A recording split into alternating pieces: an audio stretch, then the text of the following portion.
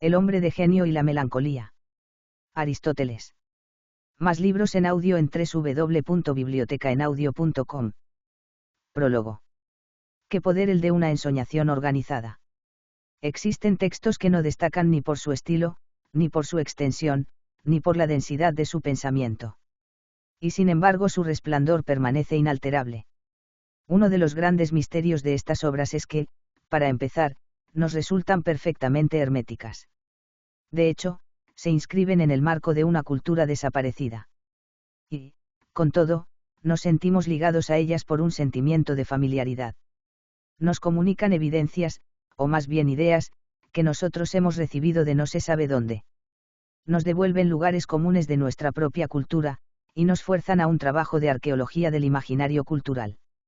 A este tesoro pertenece el famoso problema XXX y su comienzo, que resonará a través de los siglos, porque todo ser excepcional es melancólico. La cuestión no depende de los hechos, se trata de una evidencia, todo ser excepcional es melancólico.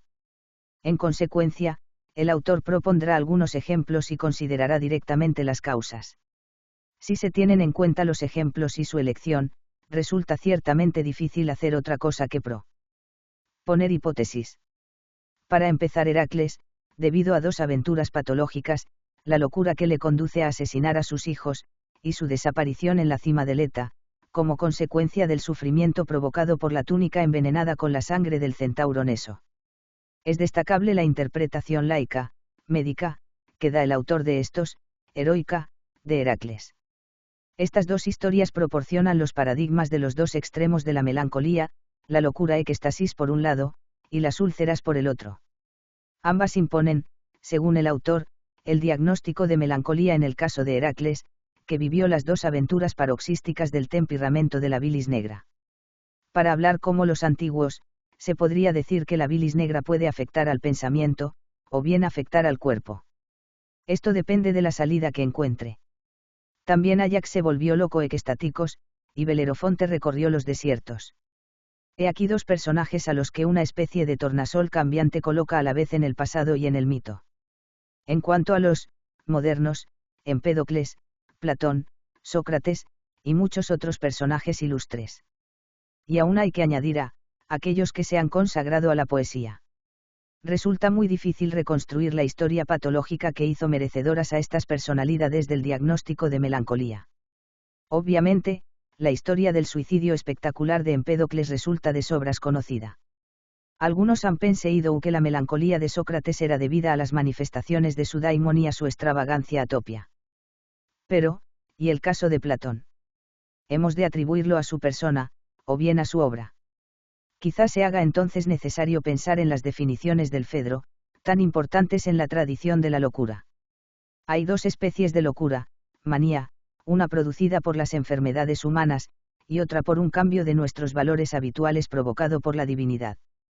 Ahí Sócrates hace la distinción, entre los delirios divinos, de aquel que proviene de Apolo la inspiración profética, el que proviene de Dioniso la inspiración mística, aquel del que las musas son responsables la inspiración poética y el delirio debido a Afrodita y al amor bei. Esta distinción ha sido retomada incluso por los médicos. Celio Aureliano da comienzo a su mono. Y S.S. médico del SVDC, que tradujo al latín a Souraano de Efeso, médico griego contemporáneo de Trajano y de Adriano. Grafía sobre la manía citando el Fedro. Platón en el Fedro declara que hay dos especies de locura. Digamos de paso que tras Platón vienen los estoicos, cosa que no nos interesa aquí, pero también Empédocles. De igual manera, escribe Celio Aureliano, los sectarios de Empédocles afirman que existe una manía que proviene de la purgación del alma, y otra que proviene de la alienación del espíritu provocada por la enfermedad del cuerpo o bien por el mal temperamento de este iniquitate. ¿De qué purgación se trata? Desgraciadamente, los fragmentos de Empédocles que poseemos no nos permiten aclarar este texto. ¿Es acaso preciso pensar que el problema XXX apunta hacia la obra de Empédocles, antes que a su vida? Y Lisandro aparece sin más, a causa de unas úlceras de las que nada sabemos. Pero resulta que el personaje histórico y moderno, aparece situado entre los héroes Heracles, Ajax y Belerofonte. Es posible que sea simplemente el parecido en Tiar y su enfermedad y la de Heracles lo que motiva la mención de su nombre. Es preciso destacar también, tal y como nos dice Plutarco, que él fue el primer griego al que las ciudades levantaron altares y ofrecieron sacrificios como a un dios, y en honor de quien se cantaron himnos por vez Pr y Mera. Esto situaría a Lisandro como una especie de transición natural entre los héroes y los hombres, cosa que podría justificar así su clasificación entre los héroes. Pero estos ejemplos nos dicen algo más. Invocan el testimonio de la antigüedad y del mito, que coincide con el de la modernidad. Y por primera vez un texto propone los nombres de hombres modernos para aquello que podríamos denominar un diagnóstico retrospectivo. Se nos dice que Empédocles, Sócrates y Platón eran melancólicos. En lo que a Sócrates respecta, este no es sino el primer diagnóstico, dentro de una historia patológica, del personaje que no hacía más que comenzar. Pero volvamos sobre estos ejemplos para extraer una última lección. Heracles conoció la locura y las ulceraciones, Lisandro las úlceras, Áyax la locura, Belerofonte recorrió los desiertos. He aquí una manifestación de la melancolía, la búsqueda de la soledad, esta, unida a la misantropía, es consubstancial a la melancolía. Y sin embargo se diría que aquí el tema no hace más que anunciarse. Será preciso, en el fondo, esperar hasta la. Más libros en audio en www.bibliotecaenaudio.com. Tradición de las cartas del pseudo Hipócrates, sobre las que volveremos, para verlo resurgir y desarrollarse. Tras Empédocles, Sócrates y Platón, y los demás, llega un grupo aparte, los poetas. Y, en efecto, este se merece un lugar propio, pues, después de todo, la poesía es a la vez el modelo supremo y el que suscita un mayor número de preguntas, como intentaremos ver. No es fácil controlar el razonamiento del autor, no tan solo porque nos proyecta hacia una física que nos resulta por completo ajena, sino porque en ocasiones resulta elíptico en su prisa por demostrar. Es preciso, pues, entresacar unas articulaciones que no parecen del todo evidentes. Y grados la experiencia del vino. El vino pone de manifiesto durante un tiempo limitado un abanico de caracteres que se corresponden, cada uno de ellos, con el carácter de un individuo dado, no en ese instante solamente, sino de por vida. Como decimos en nuestras notas cf. P. Empédocles, en efecto, no es citado como poeta, sino como fisiólogo. O el vino y la naturaleza obran este efecto por identidad de causas. El autor introduce la bilis en Arei. La naturaleza del vino y la mezcla de bilis en Arei son parecidas. Grados el tercer punto llega como conclusión, la bilis negra y el vino son, moldeadores del carácter, por identidad de naturaleza. Esto quiere decir que la bilis negra actúa como el vino. Todo cuanto precede en las demostraciones nos obligue a entender que esto es lo esencial en el mensaje de nuestro autor. La bilis negra se campeta como el vino, es decir, produce un gran número de caracteres. Como punto de partida teníamos los estados de embriaguez que proporcionan los caracteres posibles, durante un tiempo determinado. La bilis negra produce el mismo efecto, solo que de por vida. En el fondo, el melancólico es, él solo, una multiplicidad de caracteres.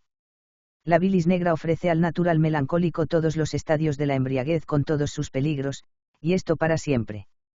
El melancólico es esencialmente polimorfo. Puede apreciarse que este último punto es fundamental y que no se hallaba contenido en las premisas del razonamiento. Esto quiere decir que el melancólico tiene en sí mismo, como posibles, todos los caracteres de todos los hombres. Cosa que aclara de un modo prodigioso, como ve. Remos, la idea misma de la creatividad melancólica. El vino. Como instrumento. Conocimiento.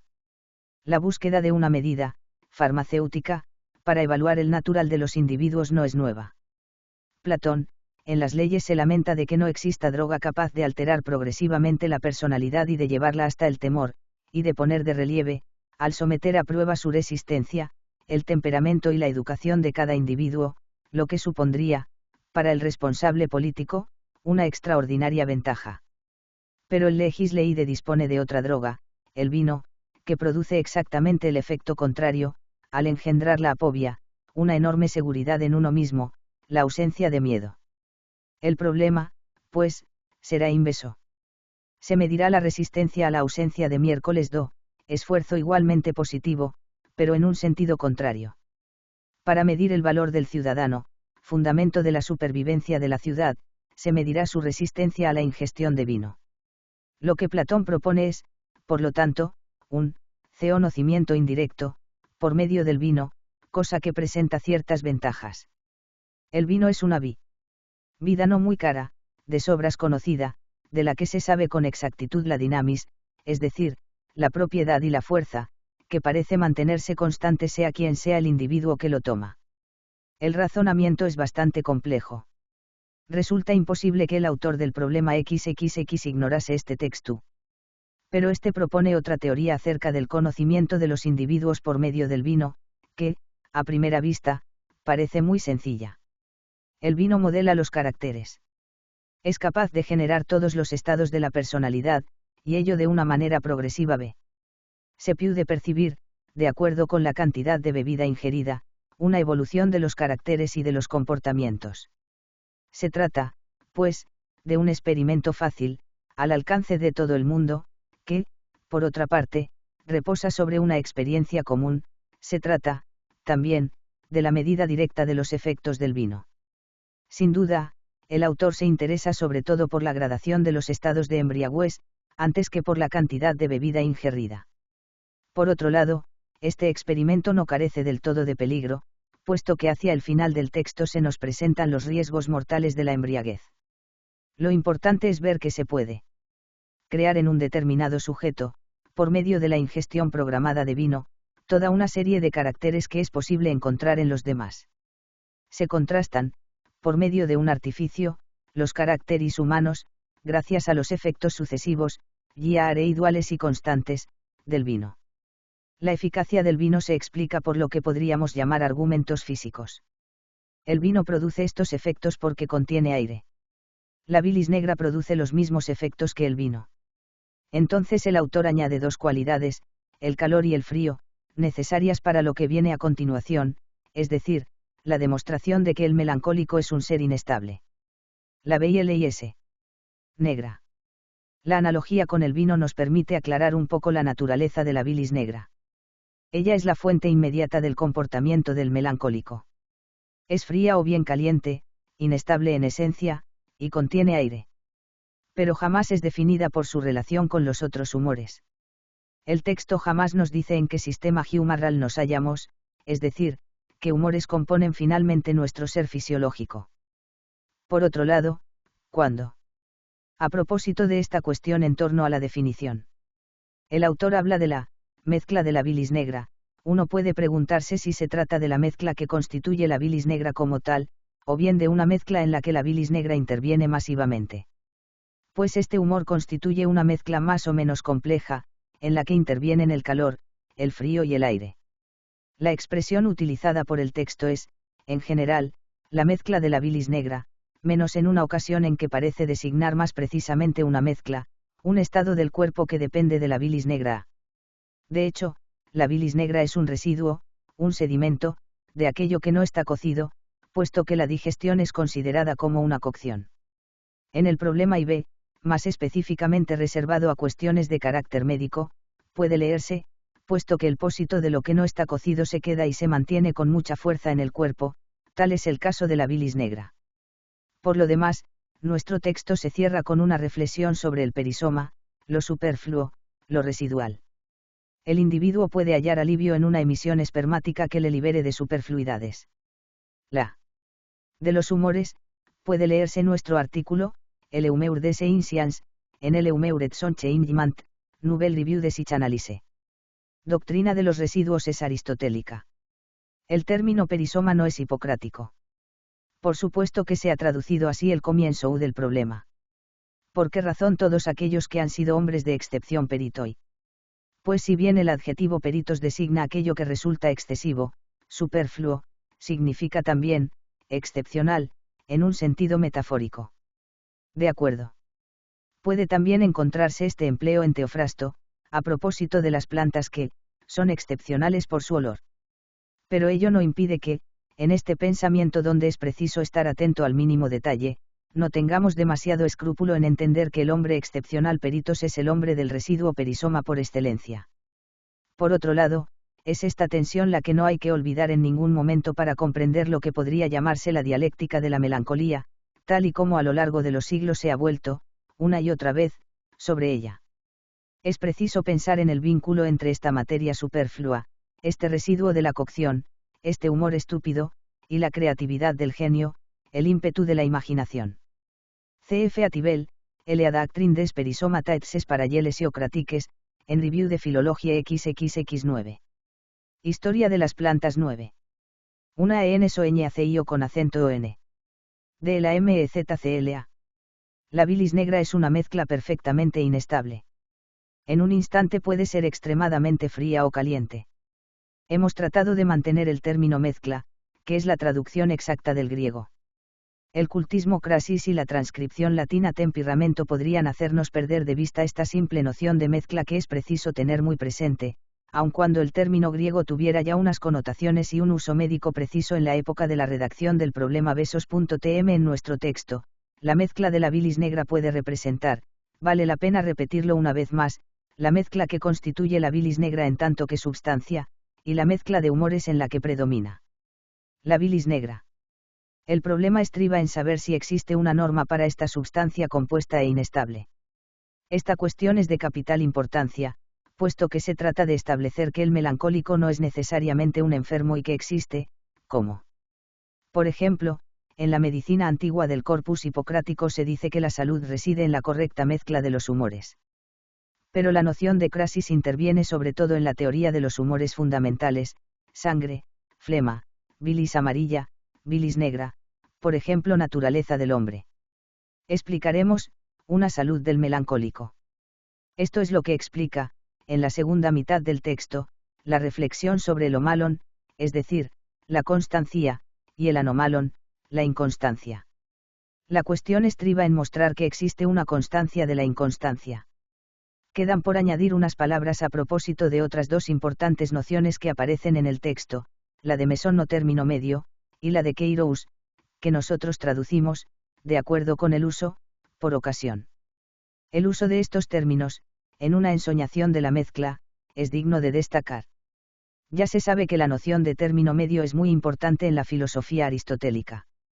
Baste recordar, por ejemplo, la teoría peripatética de las pasiones.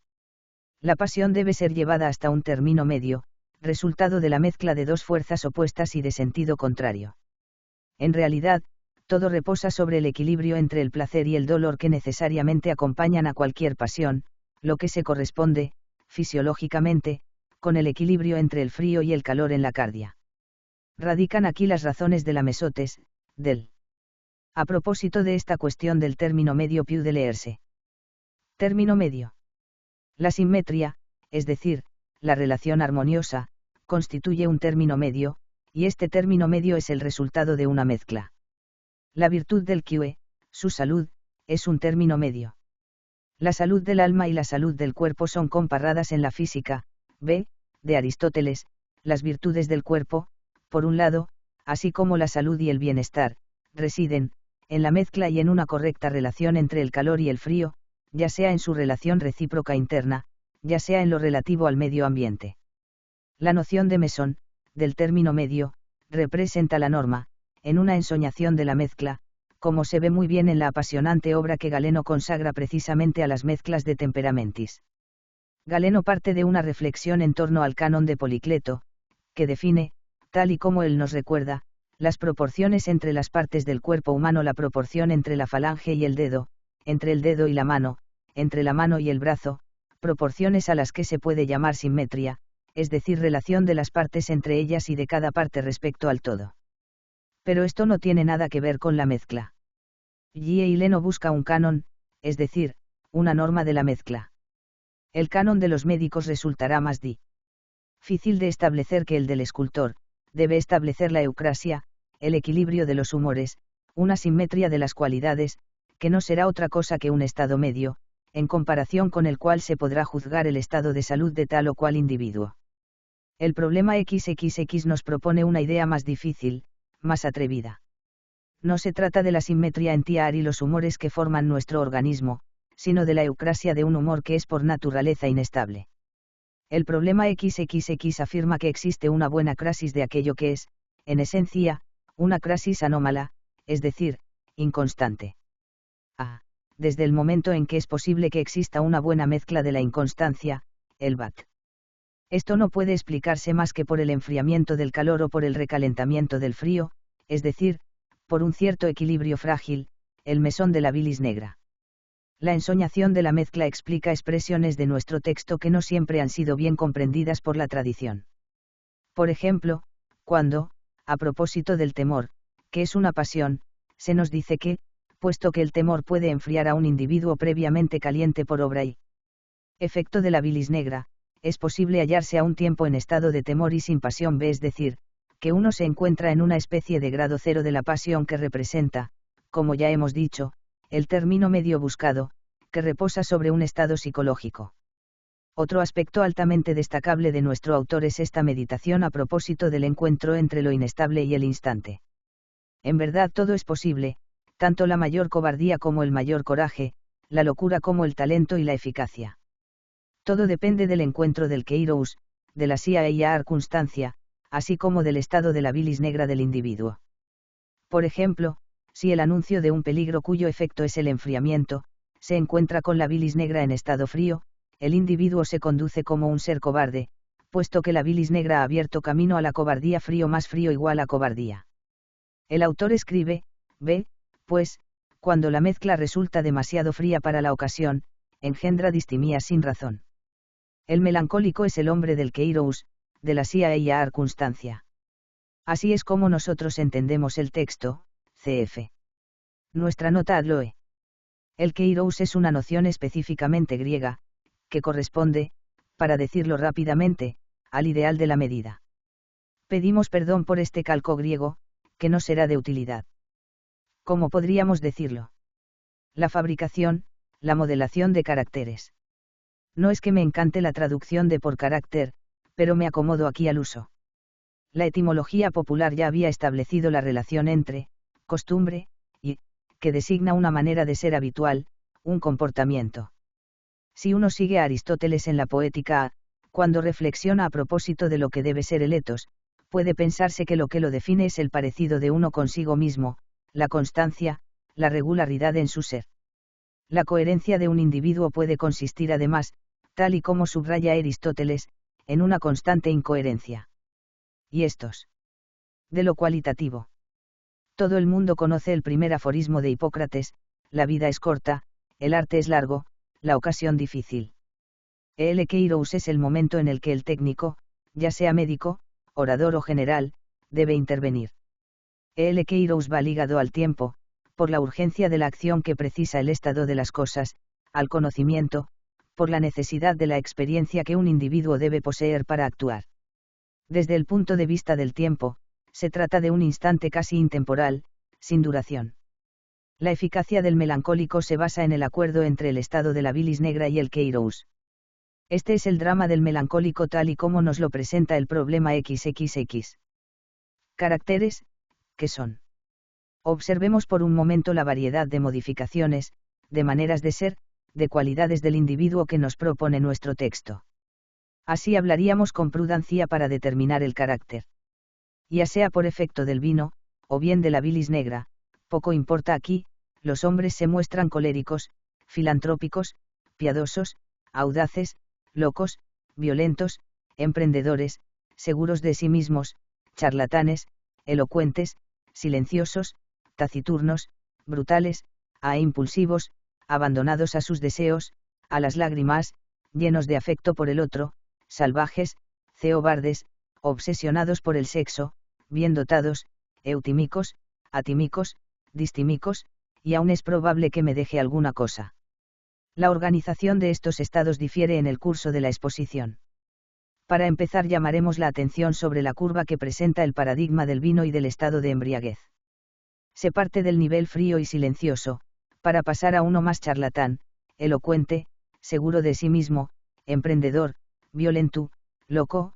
A continuación el individuo se desmorona. Se trata de la eclusis para sumirse en un estado de embrutecimiento. Nos hallamos, pues, ante los grados, los estadios sucesivos de la embriaguez, susceptible de ser medida por la cantidad de vino. Y más tarde, conforme se avanza en el texto, se amplía la paleta de los caracteres. Como si lo que interesara al autor fuera el aspecto proteico del melancólico. Si uno observa estos caracteres, puede poner en oposición las actitudes que implican, los comportamientos extrovertidos, si podemos atrevernos a decirlo de esta manera, que arrastran al individuo fuera de sí mismo, y, por el contrario, aquellos que aíslan al individuo en su soledad. Ebrio o melancólico, uno se ve proyectado, más o menos progresivamente, fuera de sí mismo, y hacia los demás. La charlatanería, la piedad, el amor hacia el otro, el afecto desbordante, incluso la agresividad y la violencia, son comportamientos que implican una relación con otra persona. Por supuesto, uno puede atribuir mayor valor a unas actitudes en detrimento de las otras. Se puede opinar que la piedad es preferible a la cólera. Pero, en la práctica, se trata de dos pasiones. La piedad como tal, si es excesiva, tampoco es buena. Y recuerdo aquí de paso que Aristóteles define la tragedia, en la Poética, como la representación de una acción, que por medio de la piedad y el temor realiza la purificación de tales pasiones. La piedad, lo mismo que el temor, resultan pasiones nocivas, a menos que sean reducidas a un estado de término medio, comportan el riesgo de que la relación que une un individuo a otro resulte desmesurada, de que este individuo se pierda en el otro, o, por el contrario, conceda excesivo valor a su persona. Si uno hace un recuento rápido de los campetamientos que implican una salida y de aquellos otros que sugieren una reclusión en uno mismo, se queda impresionado al comprobar que predomina el aspecto de la extraversión. El silencio, la taciturnidad oscura, por decirlo en palabras de Pinel, la atimia son evocadas con menor frecuencia que la exuberancia de la cólera, de la palabra, del amor, de la violencia. El melancólico es presentado por encima de todo como un ser agitado. Sin embargo, hay que matizar. Por ejemplo, cuando es preciso demostrar que la bilis negra puede ser fría y caliente, el autor nos dice que la bilis negra, si se halla en exceso en las profundidades del cuerpo, vuelve al individuo taciturno y retraído. Pero con frecuencia este estado de jandimiento se presenta como la recaída después de un exceso. Así, curiosamente, se nos dice que aquellos que son silenciosos son muy a menudo estáticos b. Por lo tanto, las actitudes de reclusión, la cobardía, el temor, el silencio no se hallan ausentes, pero es indudable que se privilegia el aspecto positivo de la melancolía. Esto, Evi. Cf. Folie et cures de la folie. Ciat. Nosographie philosophique, J. ed. Tomo 3, p. Dentemente, se explica en el marco de una reflexión sobre la creatividad. El individuo apartado del mundo, sumido en su silencio, que sugiere a una tal meditación. Pero el historiador de la melancolía está igualmente interesado en ver cómo la palabra filantropía caracteriza un estado del melancólico, así como en no ver en él la misantropía, que es su actitud típica. A ello se debe sin duda el que la imagen de Belerofonte y su fuga al desierto, de las que hablábamos antes, no sean después retomadas para una reflexión sobre la misantropía. Esto nos lleva a tomar en consideración otra distinción en la obra que nos ocupa. A partir de aparece una terminología considerablemente incómoda, la de la familia de timos. Salvo error por mi parte, hay 17 apariciones de estas palabras. Sin necesidad de ser un fanático de los números, a uno puede sorprenderle una frecuencia tan alta en un texto tan corto. Pilcado porque en mis notas he intentado conservar el calco del griego en la medida de lo posible, atimia, distimia, eutimia. Pero es preciso notar también los compuestos del tipo epitimia, el deseo, los adverbios, atimos, prótimos, los adjetivos, el empleo del propio timos, en el sentido de deseo, de impulso. Todo esto no es en absoluto producto del azar, no cabe ninguna duda. Pero abandonemos la descripción pintoresca de las pasiones, de los comportamientos, de las actitudes, para ocuparnos de una determinación más profunda del ser. Me gustaría decir, si ello no resultara anacrónico, que pasamos de la moral a la psicopatología. El timos designa un todo muy complejo. Para darle un valor general, podría definirse como el sentirse uno mismo. Cavani y Solitre hablaban de un sentido íntimo. El timos es en Homero, como señala Bruno Snell, el órgano de la emoción y la base del dolor. La atimia, la eutimia, la distimia son las maneras por medio de las cuales el individuo aprehende su ser en el mundo, se siente ser, se siente vivir en la facilidad o en la angustia. En Hipócrates, en el aforismo fundador, aforismos bi, igual a 4L, la distimia va ligada a la bilis negra. Si el temor y la distimia duran largo tiempo, este estado va ligado a la bilis negra. El corpus hipocrático tampoco ignora las alternativas de atimia y de eutimia. Lo demuestra el bello ejemplo de Epidemias VL, precisado en Epidemias 7, VL, Parmenisco se hallaba afectado, de atimia y de un deseo de dejar la vida, y después, por el contrario, de eutimia. En Olimpia, prosigue el texto, él sufría de afonía, y permanecía inmóvil, después convulsiones con la mano sobre los hipocondrios, como si le doliesen. Nada nos indica que la bilis negra fuese la causa de aquello que Littre define como una afección mental. Pensemos, además, en aquella magnífica definición de Epidemias VL, de lo que proviene del Timóstenes, la OX y THIMIA que retrae el corazón y los pulmones sobre sí mismos y atrae hacia la cabeza el calor y la humedad, la eutimia, por el contrario, relaja el corazón. Aquí tampoco aparece la bilis negra. Pero se observa que el médico hipocrático se ha interesado por la mane. Arei en que el enfermo se percibe a sí mismo. El problema XXX sistematiza las variaciones de timos para atribuirlas a la bilis negra. La manera de comportarse, el nivel de energía, y, simplemente, la capacidad de vivir dependen de esta bilis negra. Porque al final de la distimia, es decir, del malestar de ser, al final de la atimia es decir, de la ausencia de las ganas de vivir, se halla la desesperación, la muerte y el ahorcamiento. Tal es la salida posible, si no frecuente, que nos indica el autor. El corpus hipocrático nos habla del suicidio por ahorcamiento en dos casos interesantes.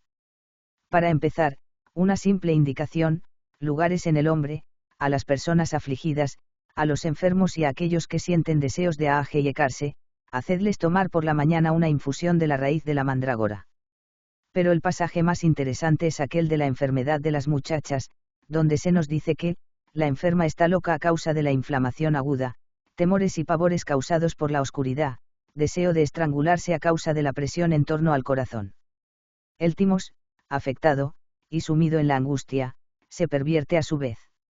La enferma menciona cosas terribles que le ordenan saltar, arrojarse a los pozos, estrangularse, como si ello. Evitamos el término depresión, demasiado moderno. Fuera lo mejor, cuando no son los fantasmas, es un cierto placer que hace anhelar la muerte como algo bueno. 8. El autor precisa también que, como consecuencia de visiones de este tipo, muchos se han estrangulado, pero más mujeres que hombres. Es cierto que el suicidio por ahorcamiento parece ser más bien femenino, mientras que la espada sería el instrumento de la muerte masculina, véase la muerte de Ajax. Pero puede señalarse que el problema XXX habla del suicidio de personas débiles, jóvenes y ancianos. Nuestro problema nos ofrece de paso lo que podría darse en llamar una patología, y aun una psicopatología, de la vida cotidiana. Pueden darse excesos de melancolía temporal, es el caso de la embriaguez. Así, toda suerte de manifestaciones, graves o menos graves, que abarcan desde la exaltación a las úlceras, pueden tener su origen en la bilis negra ISS. Uno puede conocer el desaliento, o las alegrías, sin razón aparente en la vida cotidiana b, en una palabra, el humor cotidiano en el sentido moderno. Pero este tipo de malestar, si bien implica a la bilis negra, proviene de la digestión. Se trata de la producción espontánea, ligada a nuestra alimentación, de un exceso de bilis negra. Se trata de un malestar, de una enfermedad, pero no deja de ser un accidente que para nada compromete la naturaleza del individuo. Este tipo de enfermedad no modela en absoluto los caracteres. Y es que no todo enfermo de la bilis negra resulta forzosamente melancólico, al igual que no toda persona melancólica resulta forzosamente enferma de la bilis negra. Se trata de una aseveración que la alusión a la vida cotidiana permite reafirmar, cosa que el autor no deja de hacer. Es preciso decir que las enfermedades de la bilis negra se ciernen sobre todo el mundo, pero de un modo especial sobre el melancólico, evidentemente, puesto que éste tiene ya en sí mismo una cantidad y una calidad de bilis negra que hacen de él un melancólico. Contentémonos con dar una ojeada rápida a lo que el texto nos indica como las enfermedades de la bilis negra.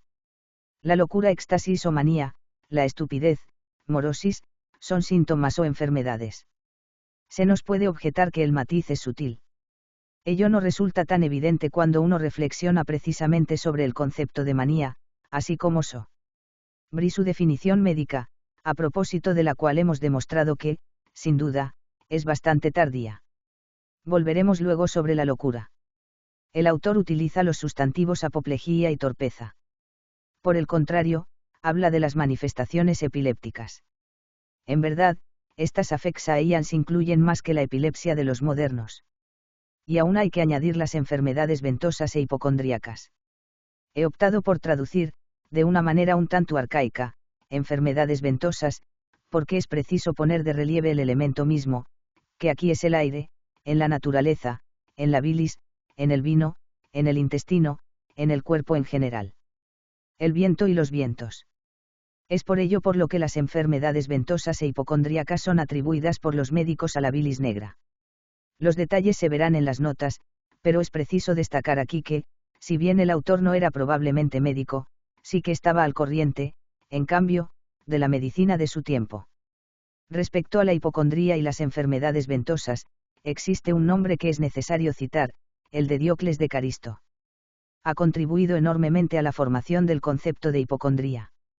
He aquí lo que dice Galeno, citando las palabras de Diocles: algunos médicos llaman a la misma diatesis enfermedad hipocondríaca y ventosa. Me bastará con transcribir los síntomas que le han sido asignados por Diocles en la obra titulada Afección, causa, tratamiento. Estos son los términos empleados por Diocles. Existe otra especie, se sobreentiende, de melancolía, que afecta a la región del estómago, unos la llaman melancólica, otros ventosa. Va acompañada, tras las comidas, de expectoraciones húmedas abundantes, de eructos agudos, de vientos, de calores en los hipocondrios. En ocasiones sobrevienen también violentos dolores de estómago que se extienden hasta la espalda. Diocles continúa: es preciso suponer que los individuos llamados ventosos physodeis tienen más calor del que conviene en las venas que reciben alimento del estómago, y que su sangre es espesa. El paralelo con nuestro texto es suficientemente elocuente. Constituye un problema el saber si Diocles fue un contemporáneo estricto de Aristóteles, y aún, quizá, Galeno, de los lugares afectados. Alumno de Platón, o bien si fue, como pretende Ieigar, un discípulo de Aristóteles, que vivió en los años, hace. Algunos opinan que el propio Aristóteles fue médico. Pero si bien Galeno le cita más de veces en su obra, jamás le atribuye un escrito propiamente médico. Y además está el famoso Menón, tanto más famoso en cuanto que no sabemos casi nada de él. Galeno se limita a decirnos que es posible leer un resumen serio de las opiniones de los médicos antiguos en una colección que es atribuida a Aristóteles, pero que, de acuerdo con la opinión general, ha de ser adjudicada a su discípulo Menón. Es por ello por lo que algunos se le leiman a estos escritos menonianos, grados, y en lo que respecta a Menón, evidentemente, poseemos el papiro, llamado el Anónimo de Londres, que presenta un florilegio de los escritos menonianos, así como de las opiniones de otros médicos. Pero esta es otra historia, aún más complicada que la del problema XXX y que yo menciono. Aquí solamente por el nombre de Menón y por el posible entorno de nuestro autor. Volviendo a las enfermedades ventosas, se observa que no tienen nada que ver con una enfermedad de los pulmones, o incluso con el asma, como pretenden ciertos traductores. Resulta muy impetante ver que nosotros no podríamos distinguir en Tiari las enfermedades mentales y las enfermedades somáticas. El texto es claro. Todo depende del lugar del cuerpo donde se deposite la bilis negra. Si lo hace cerca del lugar del pensamiento y de la esperanza, aquí hay que entender sin lugar a dudas la cardia, cuyos lazos con el timos hemos visto. Seremos entonces melancólicos en el sentido de delirantes, exuberantes, atímicos y demás.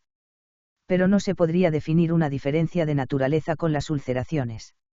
Las úlceras son una manifestación localizada de la bilis negra en la superficie del cuerpo. Se comprende en ese caso que no haya dificultad alguna a la hora de explicar a un tiempo la locura de Heracles y sus úlceras. Yo he traducido indistintamente éxtasis y manía por locura. Tengo razón. A decir verdad, no lo sé. Sé perfectamente que muchos gustan de elucubrar, a propósito de este término de éxtasis, sobre la salida de uno mismo. Esto permite dar un pequeño tinte filológico a las reflexiones modernas sobre la locura. Pero en realidad se trata de la locura y de una modalidad de la locura, de una manera de estar loco. Y es esto lo que importa. Se trata del éxtasis de Heraclesa, de Áyax en cuanto extáticos a, de Maraco el siracusano, que experimentaba el éxtasis en determinados momentos a. El texto también nos habla de extático B, así como de las causas del éxtasis a. Pero se nos citan los manicoi B, las enfermedades maníacas o de entusiasmo a, las personas manicai y bien dotadas a, expresión que comentaremos. A propósito de las designaciones de la locura, 5 son designadas por el éxtasis. Pero el problema no es tan simple. Se trata de saber si nos hallamos ante términos técnicos o no. Es preciso traducir manicos por loco, o bien por maníaco. Este es un problema con el que nos hemos encontrado recientemente y nos hemos atenido a este principio: traducimos manía por manía, término consagrado por la tradición médica, cuando se trata de un concepto médico definido. Ahora. Cf. Folie et cures de la folie. CIAT. ISS. Bien, el concepto de manía parece haber sido fijado en la segunda mitad del siglo II AC, es decir, después de la redacción del problema Besos, sin duda. En cambio, el término éxtasis no llegó nunca a ser un concepto médico. Se quedó como algo descriptivo, como un síntoma. Así, las definiciones médicas, atribuidas a Galeno, pero redactadas un siglo antes de él, definen la manía como un extravío del pensamiento.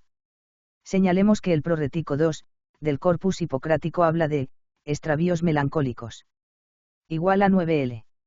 Galeno, que pretende atribuir al vocabulario hipocrático de la locura un valor muy preciso, habla del éxtasis como del colmo del extravío del pensamiento. En nuestro texto no se utiliza el substantivo manía, aparece tan solo el adjetivo manicos / inversa y parece que éxtasis sea lo que designa a la locura, al tiempo que el empleo de los adjetivos manicos o extáticos resulta equivalente. En este texto tan al cabo de problemas médicos, pero que, ciertamente, no es en esencia de carácter médico, yo diría que el éxtasis es el concepto de la locura. Que ello implique una salida del estado normal es evidente. Pero, a mi parecer, al autor no le resulta más destacable el término éxtasis que el término ecfisis en referencia a las úlceras de Heraclesa, o, más aún, que el de excesis de este tipo de úlceras. La bilis negra recalentada intenta salir. Puede hacerlo bajo la forma de extravío del pensamiento.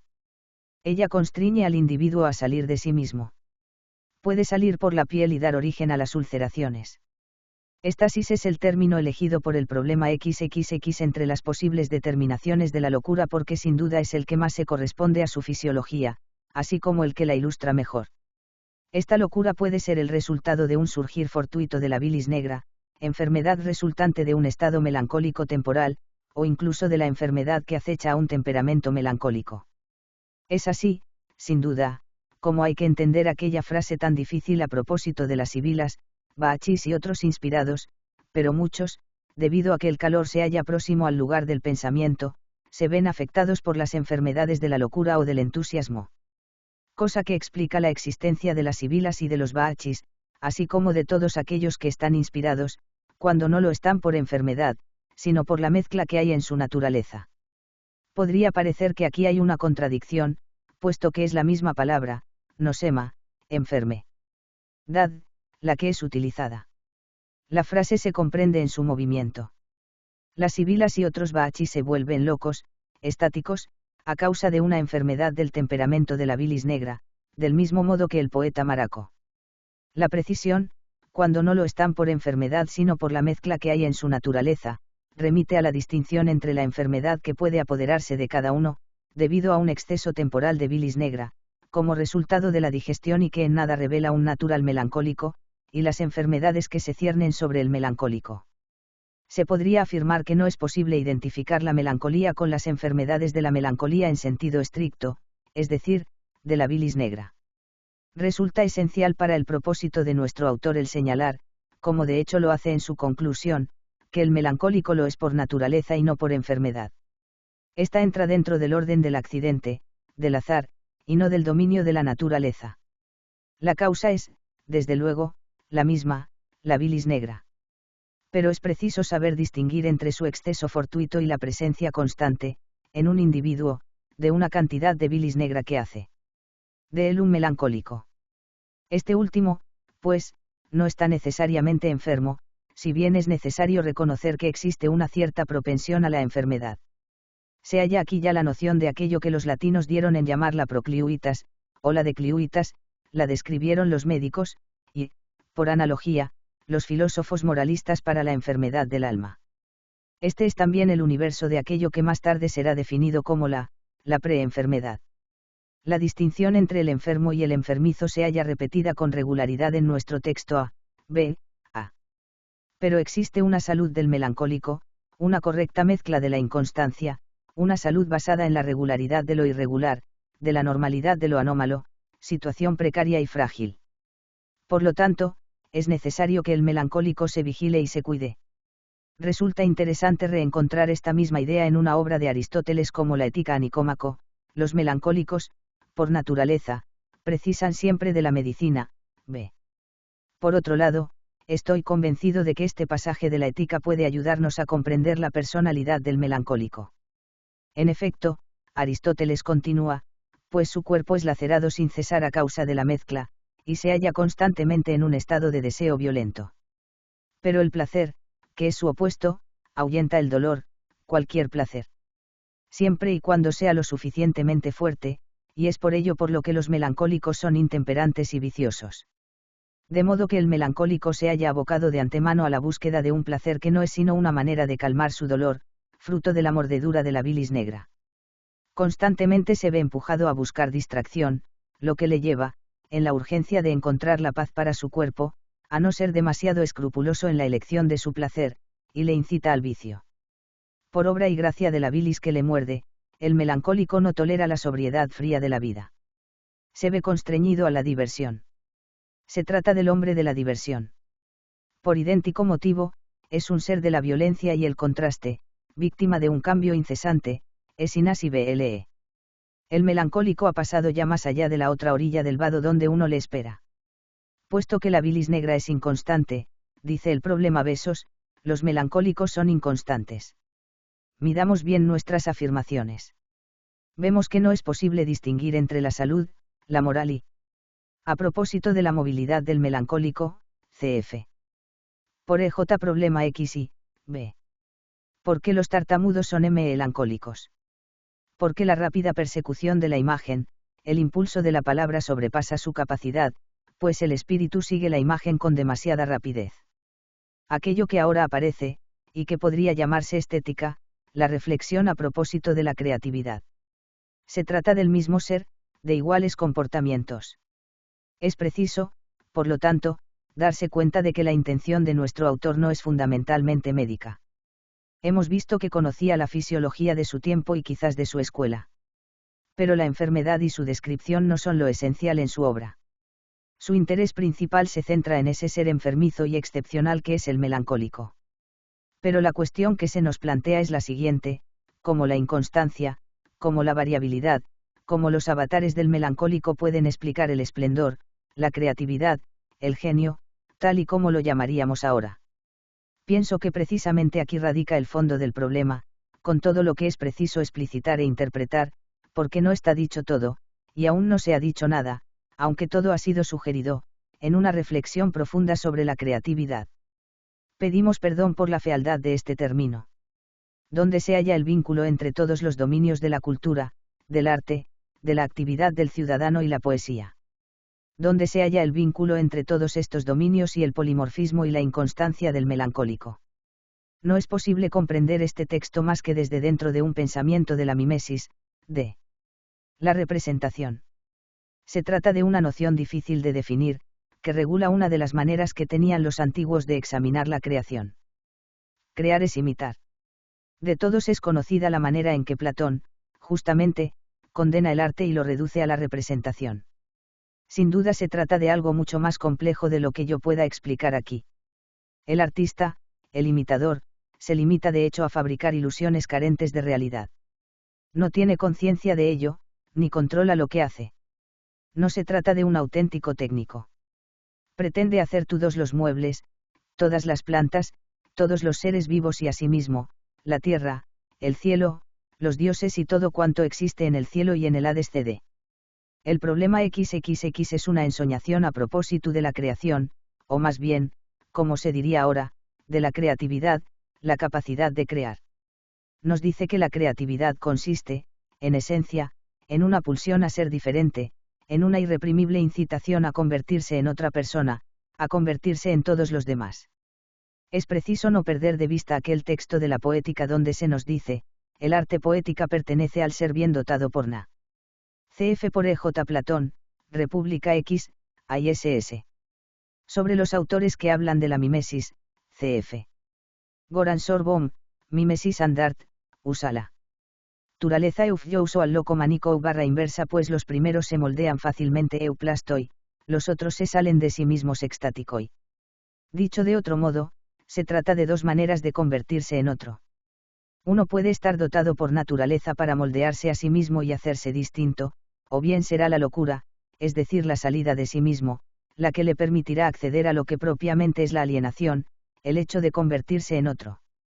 El ser dotado puede imitar cómodamente, el ser loco se proyecta fuera de sí mismo y puede entonces adoptar todas las posisaíans de los demás, lo cual no es sino otra manera de imitar. De modo que el otro, aquel en el que uno se convierte, no consiste precisamente en la nada, sino en un personaje. En este sentido puede decirse que el problema XXX suprime la alternativa entre el bien dotado y el loco. Coloca a ambos exactamente sobre un mismo plano cuando dice, aquellos que la poseen esta mezcla de la bilis negra demasiado caliente y abundante están bajo la amenaza de la locura manicoy y son dotados por naturaleza, propensos al amor, fácilmente se dejan llevar por sus impulsos y deseos. Con mayor precisión, el problema nos dice que, el bien dotado, y el loco revelan ser de un mismo talante natural, el melancólico. Entre el ser bien dotado y el loco ya no existe una oposición radical, la diferencia es simplemente de grado. Así pues, no es posible ser uno mismo en profundidad y creador a la vez, más que siendo otro, dejándose convertir en otro, de esta manera uno puede imitar mejor a todos los personajes y a todos los seres. Yo puedo convertirme en ciudadano, caudillo, estratega, legislador, poeta, pero también, volviendo a Platón, en el universo enterró, el pájaro que canta, el movimiento de las olas, el murmullo del oleaje. Y es entonces cuando se siente que la locura puede apoderarse de uno. Pero es preciso comprender que, en un pensamiento de la mimesis, yo puedo explicar que el poeta, el legislador y el estratega lo son por mímica y representación. Desde este punto de vista, no existe diferencia entre el poeta, mimo de mimos, y el talento que un individuo cualquiera posee para llegar a ser legislador, filósofo o poeta. Realidad, estoy persuadido de que la poesía sea el LI en el origen de esta meditación, y que es la reflexión a propósito de la poesía y la tradición de esta reflexión la que se convierte en universalizadora, en extensible a todas las actividades humanas. Para cualquier actividad, no ímpeta a cual sea, el mejor es el melancólico. Esta generalización constituye, por otro lado, uno de los rasgos característicos de nuestro texto. Pues la poesía deriva de la inspiración, Ouiu Aristóteles, Retórica 3, b. Podría afirmarse que esta breve frase resume toda una concepción de la poesía. Demócrito y Platón, según nos transmiten Cicerón y Clemente de Alejandría, habían afirmado que nadie podría llegar a ser un buen poeta sin un aliento inspirado comparable a la locura. Hemos tenido ya ocasión de citar el Fedro y su distinción de los delirios. La poesía implica inspiración, de hecho, Aristóteles al reflexionar a propósito de ciertos efectos del lenguaje, dice que es así como hablan en prosa los entusiastas, los oyentes reciben este lenguaje cuando se hallan en el mismo estado. Por esta razón se ajusta también a la poesía, pues la poesía es algo inspirado. Si hallar, que una fuerza divina se apodere del poeta, da lo mismo cual sea, la musa o Apolo, o bien un salir de uno mismo, más o menos definido.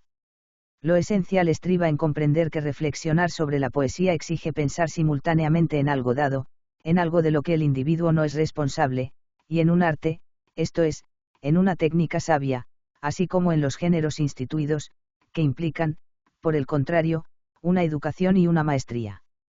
Es en esto en lo que se funda la crítica que Platón hace de la poesía en su diálogo Ion, por ejemplo, en el que Sócrates demuestra a Ión que la poesía no podría ser considerada como una verdadera técnica, puesto que el poeta no se halla en el origen de aquello que dice, que sus fuentes se hallan fuera de él mismo, que no podría, por tanto, dar razón de sus palabras, y que no es sino un eslabón de la cadena imantada que va de las musas a los oyentes.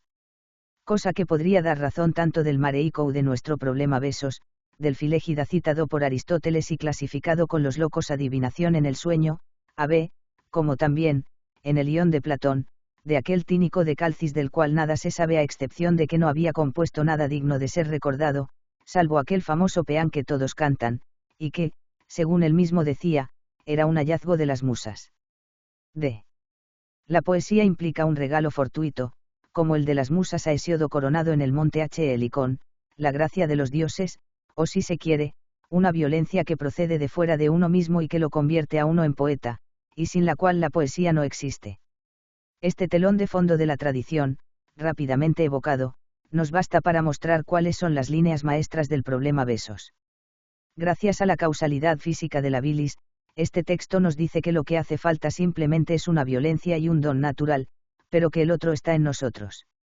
Reemplaza la gratuidad de la elección divina por el azar de la mezcla que nos constituye. Ya no se trata de un problema de elección divina, sino de un asunto de fisiología. Dios no habla por nuestra boca, sino que son las condiciones de nuestro cuerpo las que nos determinan a hablar. Se trata de una respuesta a aquella cuestión de la poética antigua que ilustra el tema de la inspiración, palabra que para nosotros se ha convertido en una simple convención y en una manera de despachar el problema que tanto excitaba a los antiguos, cómo consigue la inspiración producir sentido a partir de la violencia. Cómo se las arregla para, a partir de la fuerza, desembocar en la coherencia. Cómo construir un ser a partir de lo dado. Aquello que hemos dado en denominar eto. Poiesis de la bilis negra, el modelado de los comportamientos y de los caracteres que produce en nosotros este humor, puede explicar, como ya hemos visto, la aptitud de un individuo o individuos para convertirse en tal o cual personaje. En lo que respecta a la dinámica, la capacidad de ser un personaje, ya sea en la vida real, ya en la representación de la vida que supone la poesía, la bilis negra la explica también por la exaltación necesaria que puede llegar hasta la locura, y que se manifiesta en las cualidades particulares del sentido de uno mismo, en las relaciones del individuo con su timos. Ello resulta comprensible en el seno de una concepción de la creación como mimesis, como reproducción. Pero, desde el punto de vista de la poesía misma, y de las relaciones de las que venimos hablando entre el don natural y la técnica, el problema XXX no dice nada. Se trata, sin embargo, de una cuestión que, a nuestro parecer, fue planteada por el aristotelismo, y ya hemos demostrado en otra ocasión que podrían tenderse puentes entre tratados diversos y señalar un vínculo posible entre la fisiología y la retórica, entre el humor y el tropo, la figura retórica. Hemos mostrado que la mezcla de la bilis negra, el temperamento melancólico, es el temperamento metafórico. Un pasaje difícil de adivinación en el sueño lo deja bien claro a.b. Allí el melancólico es comparado a un arquero que, gracias a su fuerza, dispara desde lejos y acierta en el blanco. Es preciso notar aquí que, si bien la proposición, hay que disparar desde lejos para dar en el blanceo, no es una ley de la balística, puede muy bien ser una ley de la poética. Nos hallamos, escribíamos entonces, ante una idea regia de la creación poética. No existe un punto de vista desde el cual contemplar el paisaje, desde el que apuntar a la diana, desde el cual determinarla. Es preciso disparar, y para ello hay que tener, antes que nada, la fuerza necesaria para hacerlo. Para hablar como los antiguos, no existe a priori un derecho de la metáfora. El derecho viene después, para examinar la legitimidad, que será lo que determinará si la metáfora era buena. Aristóteles, en la Poética, escribe que la poesía es más filosófica que la historia, que su esencia consiste en crear metáforas, y que hacer metáforas es contemplar lo parecido y vía. La poesía consiste en desplazar los nombres para poner así en evidencia el parecido entre las cosas, en desvelar las relaciones, en revelar el ser. Desde que el mundo es mundo, las cosas han mantenido una relación entre ellas que hubiese podido, de no ser por el poeta, quedar oculta. La genialidad de la reflexión aristotélica estribea en que ha sabido señalar el vínculo existente entre un humor particular y un tropo específico, la metáfora. Existen melancólicos que son esencialmente poetas gracias a la fuerza de sus movimientos. Se nos ofrece la posibilidad, dentro del corpus aristotélico, de enlazar una idea precisa de la poesía con una concepción precisa de la fisiología. El disparo de la metáfora es una función de la fuerza del humor bilis negra. ¿De dónde viene nuestro texto? Esta pregunta carecía de sentido antes de haber comentado la obra. Se pueden aportar ahora elementos de respuesta. Todo cuanto llevamos dicho, así como las referencias que hemos aportado, demuestran claramente que nos hallamos inmersos en un universo de pensamiento aristotélico. Hay quien ha creído que podría evocarse al propio Aristóteles. En efecto, de acuerdo con la más antigua de las listas de sus obras, la de Diógenes Laercio, sería él quien habría escrito los problemas. Podríamos. Diógenes Laercio, Vida de los filósofos ilustres v. Definir los problemas como una forma pedagógica de exposición rápida por medio de preguntas y respuestas. Esto habrá de convertirse en un género filosófico o científico. También se ha considerado que uno podría servirse del hecho de que Cicerón en sus Tusculanas, o Séneca en su Oui Tranquilitate Animi, claramente aluden a nuestro texto, citándolo incluso, y lo atribuyen a Aristóteles. Pero Aristóteles puede designar lo mismo a un discípulo que al maestro, y el conocimiento que en esa época se tenía del corpus aristotélico no garantiza en absoluto una atribución tan precisa. La otra hipótesis es la que implica a Teofrasto, su gran discípulo. Se ha señalado, desde hace mucho tiempo, que el problema XXX hace alusión a un escrito a propósito del fuego. Pues bien, la lista de Diógenes cita entre las obras de Teofrasto un tratado del fuego en 2 libros v. Conservamos además un libelo sobre el fuego que se acaba con la promesa de volver sobre el tema de un modo más preciso. Por otro lado, Teofrasto, siempre según Diógenes, escribió numerosos libros consagrados a problemas v, que se ocupaban de la política, la moral, la física. Cicerón, Tuse. Dia Espi. Y, Séneca, de Tranquilitate Animi. CFT Oprastieresi y Opera, ed. Fridericus Uimar, París, Didot, p. El amor. Es autor asimismo de un tratado sobre la melancolía v. Se interesó por cuestiones médicas al escribir sobre la epilepsia, el entusiasmo v, los vértigos v, las enfermedades pestilentes v, la embriaguez y videm, la parálisis, el sófoco v, el delirio, el sueño y los sueños v. Las cuestiones de poética no le son ajenas. Diógenes menciona 2 tratados suyos sobre la poética v. Queda algo por añadir aún. No podríamos en modo alguno olvidar el testimonio de Diógenes Laercio que nos transmite un juicio de Teofrasto a propósito de Heráclito. Teofrasto afirma que es la melancolía la causa de que algunos de sus escritos estén inacabados, y los demás carezcan de unidad. Es importante destacar que aquí Teofrasto emite un juicio literario, estético, sobre la obra de Heráclito, a quien precisamente se ha dado en denominar, el oscuro, en razón de su estilo, y que explica dicho estilo por la fisiología. Se trata de una actitud perfectamente coherente con el espíritu que anima el problema Besos. De hecho, nada impide que este comienzo del problema XXX no sea obra de Teofrasto. Es preciso observar también que, cada línea del texto revela una perfecta concordancia de ideas y de forma con las enseñanzas de Aristóteles. Este texto responde a preocupaciones auténticamente peripatéticas y, si he de dar mi opinión, yo creo que se remonta a una época muy antigua. El estilo del texto. Este texto es extremadamente jovial y vivo en su discurrir, en esa manera audaz de plantear los problemas que nos deleita. Ha hablado ajeneras a ellas enteras, y está por ver que no siga seduciendo todavía. Hemos intentado en lo posible respetar la forma de la frase, su ritmo. Evidentemente, se trata de un texto escrito a vuela pluma, una reflexión rápida, con una introducción brillante, y una tentativa de demostración, rigurosa, donde convergen las evidencias de la física contemporánea. En realidad las demostraciones se hacen a base de intuiciones, de ejemplos, de analogías, de evidencias, que quieren pasar por argumentos.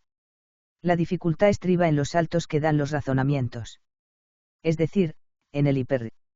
Jean Croissant, Aristóteles Misteres, Lieja, P. Arris, P. Batán, pero no en el asíndeton. El salto se produce en el pensamiento, jamás en los encadenamientos, que no faltan, pero que ciertamente nos sorprenden, evidentemente está falto de eslabones. El pensamiento avanza con presteza. Es elíptico. Si tuviésemos que definir este estilo de acuerdo con el problema Besos, diríamos que es el de un melancólico. Esto hace que el texto no siempre resulte fácil de entender. La historia de las ideas. Constituiría una inmersión extraordinaria en el imaginario cultural trazar una historia sistemática de la supervivencia del problema Besos. Sería además una larga historia, y sería preciso no contentarse simplemente con las citas del problema Besos, sino examinar de qué manera es, dependiendo de cada contexto, explotado e interpretado. Antes que nada, es preciso decir que constituye uno de los componentes de la propia noción que tenemos hoy de la melancolía. Creo que es preciso no perder de vista el hecho de que nuestra melancolía occidental se ha formado a partir de la confluencia de tres tradiciones que han sedimentado. Y se han entremezclado de diversas maneras, pero que es posible distinguir. En primer lugar encontramos aquello que podríamos denominar el acta de nacimiento de la melancolía como enfermedad. La tradición ha dado, en efecto, un estatuto jurídico y fundador a inversa aforismo o del libro Vi de los aforismos de Hipócrates: si la tristeza, distimia y el llanto duran largo tiempo, tal estado es melancólico. Tolov, entendamos que un tal estado deriva del humor bilis negra o bien del carácter negro de la bilis. He estudiado durante largo tiempo lo que me parecía interesante de esta construcción paratáctica de la definición, es decir, que no aclara si lo uno es causa de lo otro, si los sentimientos desencadenan la bilis negra, o bien es a la inversa, lo cual permite lecturas diferentes según las preferencias. La segunda fuente la constituye nuestro propio texto del problema Besos. La tercera nos la proporcionan las cartas del pseudo Hipócrates, esa especie de novela epistolar que podría datarse en la segunda mitad del siglo I AC. Las principales cartas cuestionan el comportamiento de Demócrito, que inquieta a los habitantes de Abédera. Se ha retirado al lugar más selvático de la naturaleza, se dedica a disecar animales y se ríe de todo. Se le consulta la opinión a Hipócrates. La larga carta a Damageto ha sido continuamente citada a lo largo de los siglos, como un testimonio sobre el sentido de la locura, y en particular de la melancolía. Recordemos que se recurre con frecuencia a ella en el prefacio al lector de aquel que se autodenomina precisamente, Democritus Iunaie, alias R. Bertan. El problema estriba en distinguir al sabio del loco, pues ocurre que ambos tienen el mismo comportamiento. A menudo les ocurren a los melancólicos cosas de este tipo, en ocasiones se muestran taciturnos, solitarios, buscan los lugares desiertos, se apartan de los hombres, miran a su semejante como a un ser extraño, pero también aquellos que se consagran a la sabiduría pierden todas las otras preocupaciones a causa del estado de la sabiduría, escribe el pseudo Hipócrates. Y Rufo de Efeso, médico griego contemporáneo de Trajano, se hace eco de sus palabras: los melancólicos se entretienen en los lugares solitarios y huyen de los hombres sin razón. Lo mismo les ocurre a los hombres con buena salud cuando quieren dedicarse a investigar algo, que toman precauciones respecto a cosas que valen la pena. No es este el lugar para ver cómo se tejen y se destejen todos estos temas, cómo se constituye un discurso médico-filosófico en torno a la melancolía, que sin duda es la noción en la que filósofo y médico pueden encontrarse desde el momento en que la melancolía implica la relación del alma con el cuerpo y la relación del individuo con el otro, con la sociedad. Pero es algo prodigioso el ver con qué constancia, en el transcurso de los siglos, vuelven una y otra vez estos textos, que constituyen los cimientos de lo que yo llamo con frecuencia nuestra ensoñación de cultura, la organización de nuestro imaginario cultural. El problema XXX no es el primer texto que pone de relieve el nexo existente entre una física o una fisiología y el estado del pensamiento. No hay más que pensar en la enfermedad sagrada, o incluso en el Tratado de los Vientos del Corpus Hipocrático, que proponen una relación entre un determinado estado fisiológico y el pensamiento. El C.F. Rufo de Efeso, de Cogitatione Melancólica, en ópera, ed. D'Arenberg Ruelle, París, p. Sentido, o el buen sentido. Desde el punto de vista filosófico y médico, pues no hay que olvidar la importancia de Platón en la tradición médica, es preciso sin duda alguna citar la reflexión del Timeo. Pero en lo que concierne a Platón, Marsilio Uficino apunta un texto importante, puesto que en el Sócrates, al describir a Teeteto, da las indicas a Ian sobre aquello que constituye el natural habitual del hombre de talento. Las personas que tienen su rapidez, su vivacidad de espíritu, su memoria, por regla general se dejan llevar por la cólera enseguida, se precipitan y son llevados como los barcos sin lastre. Por el contrario, aquellos que son más ponderados se muestran lentos y llenos de olvido al dedicarse a los estudios. A.B. Teeteto, según Sócrates, es capaz de conciliar estas dos naturalezas contradictorias. Ficino tiene razón cuando cita el Teeteto y el Fedro como predecesores del problema XXX. Aristóteles corrobora este punto: todos los hombres, afirma, que han sobresalido en algún terreno, han sido melancólicos. Con ello, Aristóteles ha confirmado una célebre fórmula de diálogo de la ciencia de Platón, según la cual los hombres de genio se dejan llevar por regla general fuera de sí mismos. Demócrito también lo dice: no podrían existir los genios más que entre los hombres afectados por algún furor. Es esto lo que nuestro maestro Platón parece probar en su Fedro. Este resumen de Ficino resulta de enorme interés, en la medida en que aúna las reflexiones sobre la fisiología, entendida como una naturaleza particular, el talento y la inspiración, pero es preciso no olvidarse de la novedad que aporta el problema XXX, es decir, la caracterización de esta naturaleza particular como melancólica, la atribución a un humor particular, la bilis negra, de esta extraordinaria capacidad para modelar los seres. Sin duda es esta simplificación del problema, así como esta determinación del humor, lo que confiere a este texto el aire soberbio y provocativo que le hará atravesar los siglos. Lo hemos visto citado por Cicerón y Séneca. Pero el médico Rufo de Efeso, gran especialista en la melancolía, también lo conoce. Esto se percibe cuando dice que el deseo de coito en la melancolía anuncia vientos melancólicos, pues el movimiento de la bilis negra se acompaña de vientos y que aquellos dotados de un espíritu sutil y una gran inteligencia caen con frecuencia en la melancolía, puesto que son rápidos de movimientos, poseen una enorme facilidad para la anticipación, es así como traducimos el latín praemeditatio, y para imaginar, imaginatio. No se trata aquí de hacer un inventario de las utilizaciones del problema XXX, pero entre todos aquellos que lo citan y que se inspiran en él, quisiera hacer una mención especial a Huarte de San Juan y su examen de ingenios para las ciencias. La primera razón es que el problema XXX aparece citado allí con frecuencia.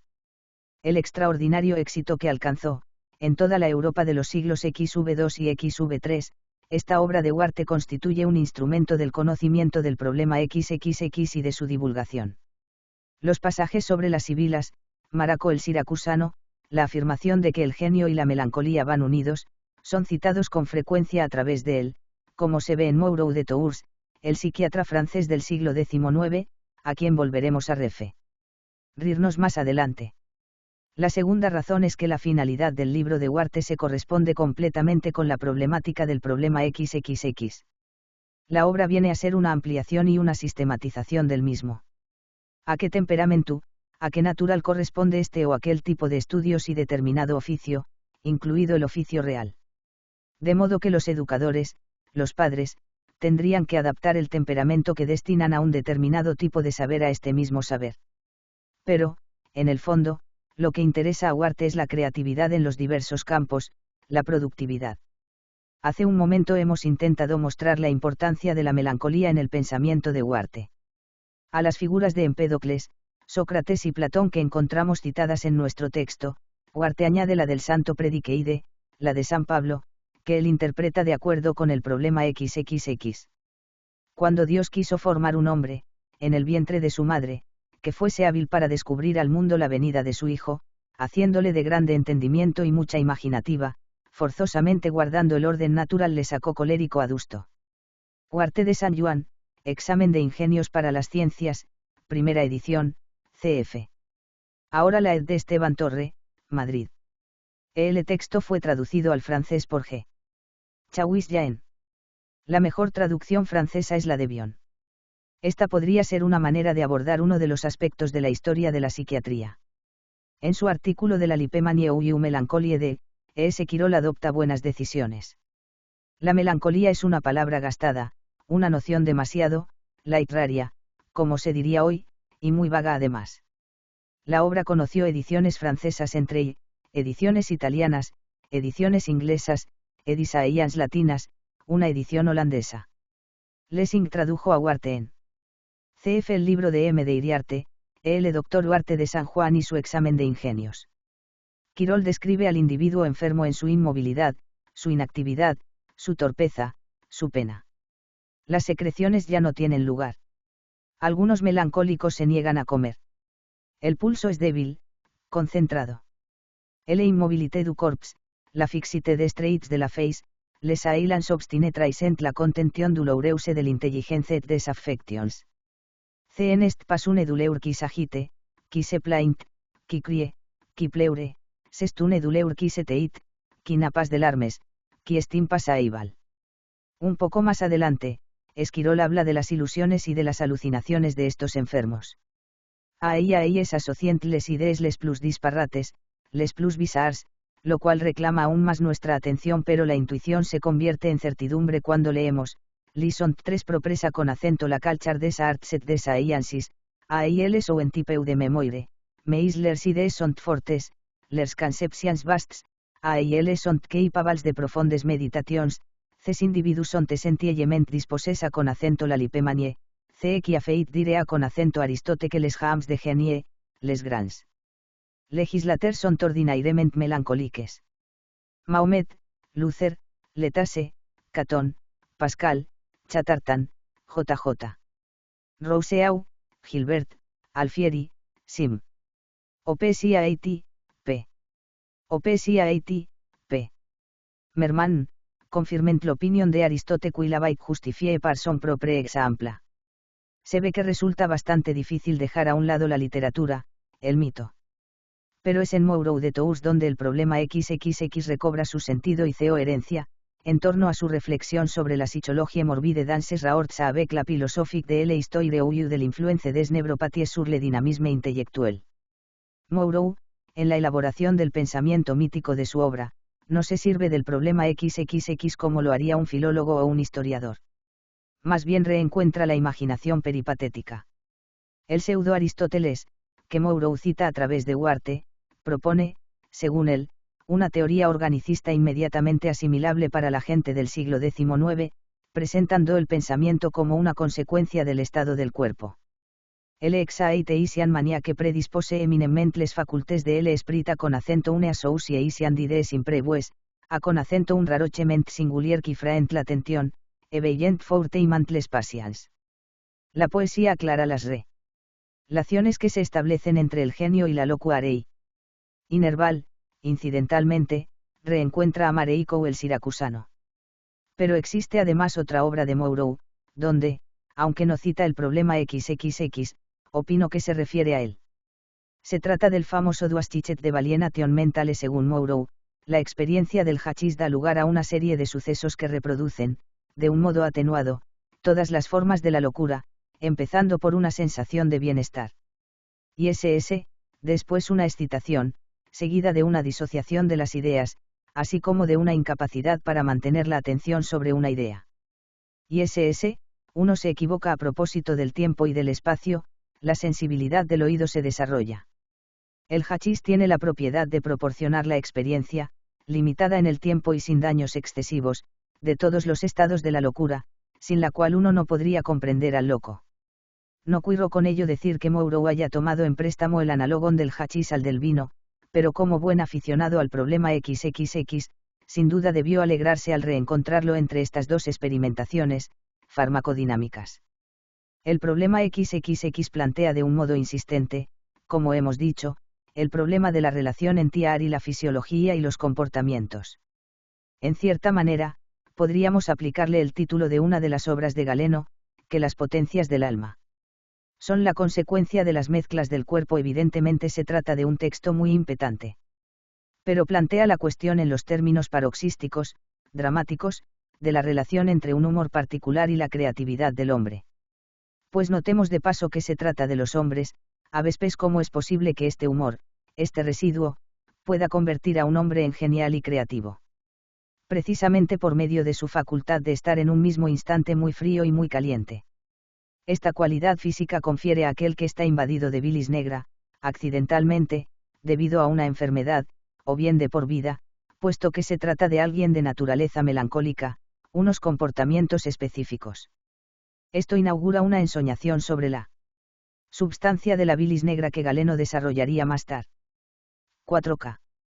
La fuente lírica de la melancolía, Safo, permanece ausente y d. Queda implícito en este breve texto del problema Besos, y no constituye en absoluto su propósito, el problema de la libertad y de la elección.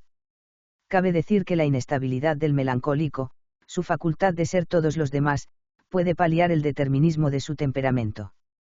La inestabilidad, de algún modo, se transmuta en indeterminación, al tiempo que aquella ocupa el lugar de la libertad. En cuanto a la creatividad, volvemos a repetirlo, porque pensamos que es importante, no se comprende si no es en el marco de una teoría de la creación como mimesis, como reproducción. Pero quisiera dar un último vistazo a este melancólico que nos describe el problema Besos. Estoy persuadido de que lo que se nos quiere decir, antes que nada, es que la melancolía no es necesariamente una enfermedad. Podría argumentarse, desde luego, que si la distimia y el miedo van ligados a la bilis negra, tal y como afirma H. Hipócrates, ello no representa, ni de lejos, todos los estados que van ligados a la bilis negra. La serenidad, la exaltación, así como todos los demás campetamientos descritos, tienen su origen en la bilis negra. Pero es preciso distinguir esencialmente entre el efecto patológico debido a la bilis negra y la mezcla innata de la bilis negra que conforma la naturaleza de un hombre. G.A.R.I., el melancólico. Este, en mayor medida que el resto, está amenazado por las enfermedades de la bilis negra. Pero existe una regulación, un equilibrio posible del melancólico. ¿Cómo? Peor ejemplo, cuando espontáneamente se detiene un ataque de bilis negra es así como nosotros hemos entendido o cuando confluyen un estado de bilis negra y determinadas circunstancias y un estado de exaltación coincide con una circunstancia que enfría, por medio de un equilibrio en tiar y frío y calor que puede ser espontáneo, o bien deberse a los cuidados, y una circunstancia determinada. Así, el melancólico es un hombre frágil, en cuanto que inestable.